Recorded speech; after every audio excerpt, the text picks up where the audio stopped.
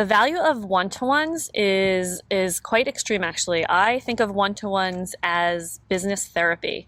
I love spending 1 day a month with the group, but the time that I get to spend face-to-face with Jeff, just the two of us, he really helps me get to the crux of what we need to be talking about.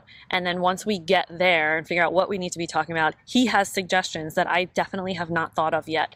So, I really think, sometimes what you think is the issue is not the issue. Jeff is very good at guiding us towards that issue and figuring out what should we really be trying to solve here. And then the suggestions he comes up with are super valuable.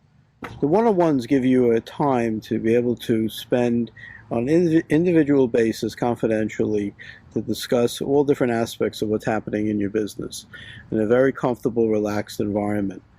I have found it to be very beneficial, especially in issues that have been long at hand, that I've been able to be able to work through on an individual basis. I find the one-to-one meetings very useful in that they allow me to focus specifically on the issues that are affecting me as a leader and as a company.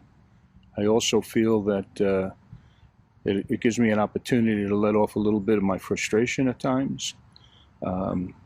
It allows a very upfront and close and personal, let's say, back-to-back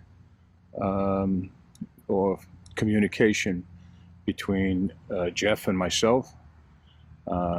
It's personal, it's private, and it permits me to speak freely about the items concerning me and in my business and personal life as well. For me, the most valuable part of my business experience so far has been the one-to-one, and the primary reason for that is not only the chair, but the time that we spend together on the one-to-ones allowed me to be vulnerable, which is not something that is available during the normal business hours with peers and with a senior leadership team. Vulnerability really doesn't become part of the job and can be viewed as a weakness.